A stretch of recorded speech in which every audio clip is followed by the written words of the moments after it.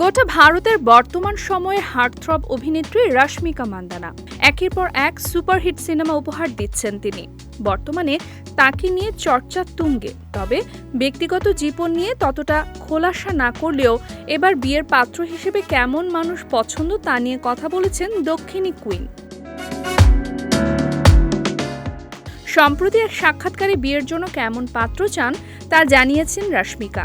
আপাতত কাজ নিয়ে থাকতে চাইলেও এই বিষয়টি নিয়ে এবার মুখ খুললেন তিনি। রশ্মিকা বলেন, আমার সঙ্গী যে হবে সে যেন আমার খুব ভালোবাসে, যত্ন করে, একজন ভালো হৃদয়ের মানুষ হয়।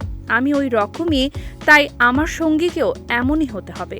আমার মনে হয় আমি যে রকম সঙ্গী ঠিক তার উল্টো হলে আমাদের সম্পর্ক বেশি দিন টিকবে না।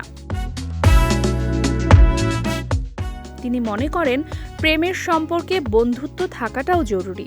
সঙ্গী এমন বন্ধু হবে যে ভালো দিনেও আপনার পাশে থাকবে, আবার খারাপ দিনেও আপনার হাত শক্ত করে ধরে রাখবে। 2018 সালে মুক্তি পাওয়া গীত গোবিন্দম সিনেমাতে বিজয় দেবরাকোন্ডার বিপরীতে জুটি বেঁধে অভিনয় করেন রশ্মিকা। ছবি মুক্তি পাওয়ার পর বিজয় ও রশ্মিকার সম্পর্কের রসায়ন মনে ধরে যায় দর্শকের।